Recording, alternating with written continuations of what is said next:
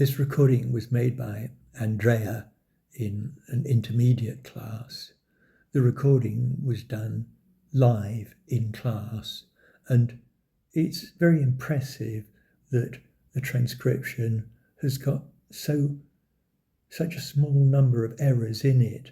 I've marked here 3 errors of transcription, and even then one of them, he, she, is a typical problem that students have. But pants should be parents, and soap should be saw. So let's listen to it. Rob and Jenny are in her car. They are going to meet with Jenny's parents. She said him, don't forget the chocolates. And he saw the bag in the car, and she saw there is no chocolates. And after that, she said, I don't believe it. He said he forget in the desk. After that, she said, why don't you ever tidy? No? Okay. I decided last night to put my long prompt to help students get feedback on their speaking into a Gemini gem, and it was too late to actually try it out, so I'm going to be trying it out now. Let's listen. To help you improve. Would you like quick feedback or the 7-step sequence? If you choose the sequence, just let me know which step you'd like to start with. Verbatim transcript, error identification, pronunciation, natural correction, colloquial version, advanced version, level plus 0.5, more advanced version, level plus 1.0.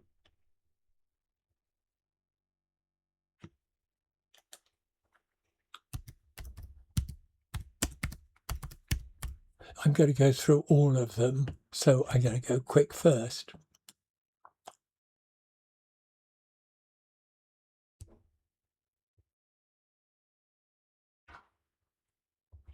Okay, now I should be able to listen to that.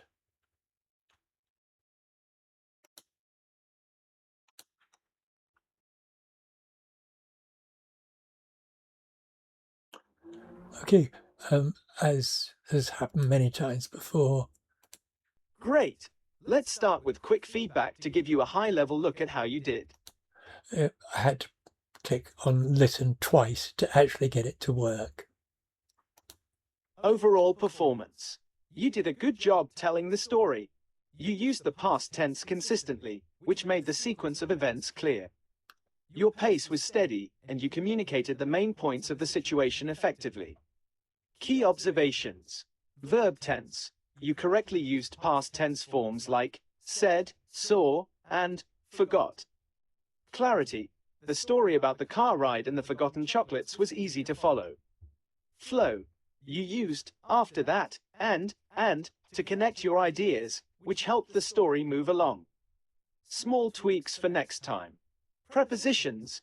Instead of in the car, you can say into the car when talking about putting things inside.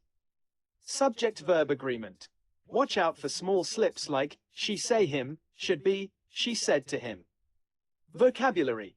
You can use words like realized or noticed instead of just saw to show more emotion. Would you like to dive deeper into any of the 7 steps now?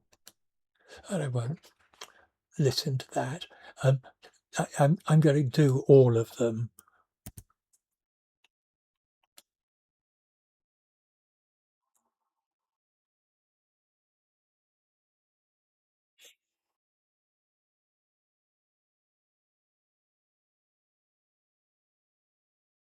So this is verbatim, so there are mistakes there.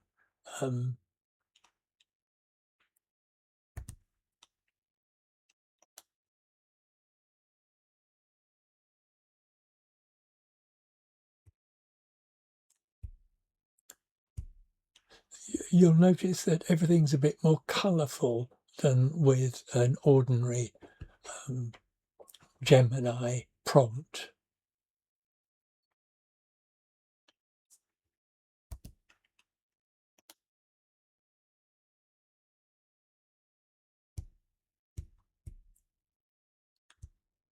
Okay, so this might be worth listening to.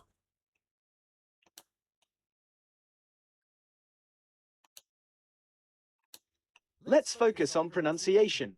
Based on your recording, here are the two biggest things to work on to sound even clearer. The H sound. In words like her, he, or him, the H was sometimes a bit quiet or missing. To fix this, think of it like a soft breath of air coming out right before you say the rest of the word. Past tense endings, ed, for the word finished, which you said at the end, the ed sounds like a quick T sound. Try saying finish T instead of finish ed. Which step? I won't read that out. So let's go for 4.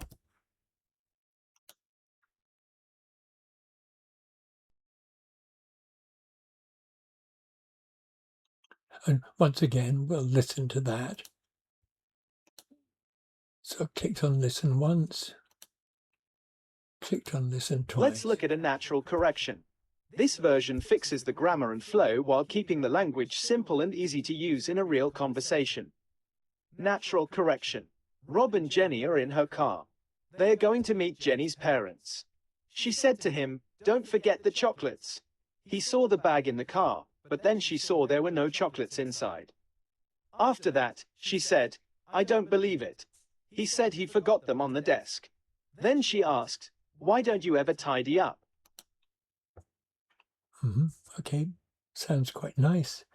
We'll go on to the colloquial version.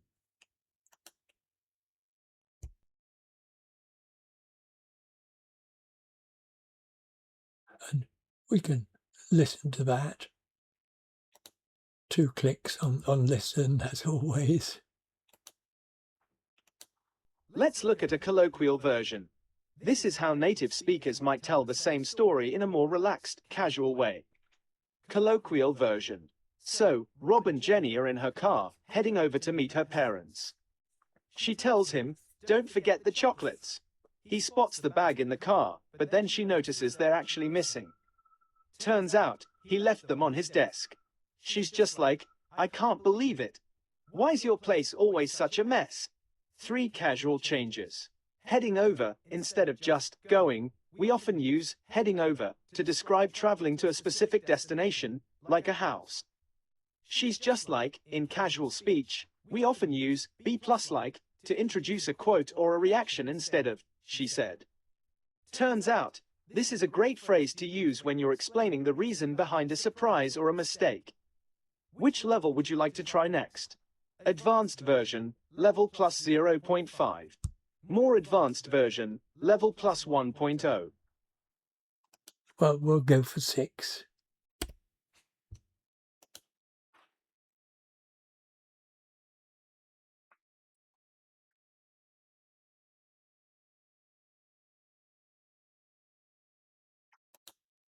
And listen to it again. 2 clicks. This version is roughly half a level higher than your original speaking. It uses more precise verbs and smoother transitions to make the story flow better. Advanced version, level plus 0.5. Rob and Jenny are in her car, on their way to meet her parents. She reminds him not to forget the chocolates. He spots the bag in the car, but then she realizes they aren't actually inside. It turns out he left them on his desk. She can't believe it and asks him why he never tidies up. 3 specific changes. Reminds versus says. Instead of just saying what she said, reminds shows the purpose of her speaking. It's a more descriptive verb. Realizes, using realizes instead of saw, shows a change in her understanding. It helps the listener follow the aha moment in the story. Tidies up. This is a common phrasal verb. Using tidy up instead of just tidy sounds much more natural in spoken English. Would you like to see the final, most challenging version? More advanced version, level plus 1.0.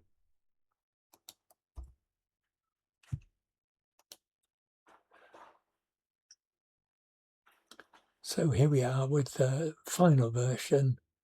Let's listen to that.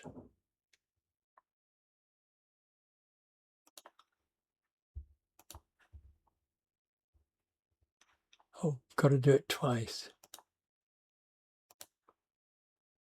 Moving to a more advanced version, level plus 1.0, involves using more sophisticated sentence structures and expressive vocabulary to paint a clearer picture of the situation.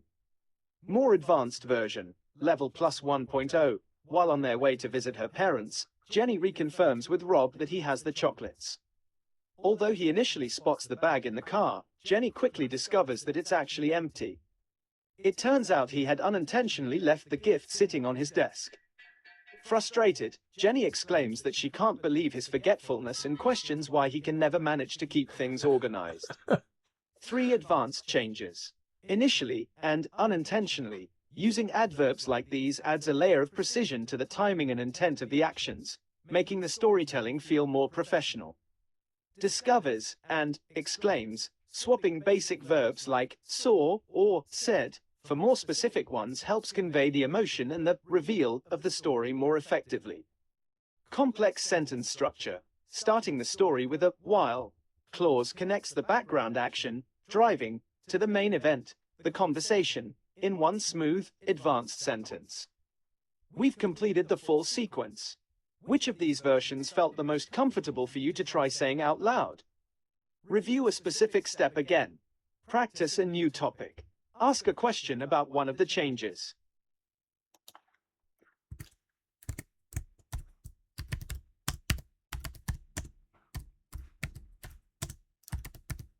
So I thought I'd ask a question about the vocabulary, the word gift. Spanish students perhaps wouldn't understand it.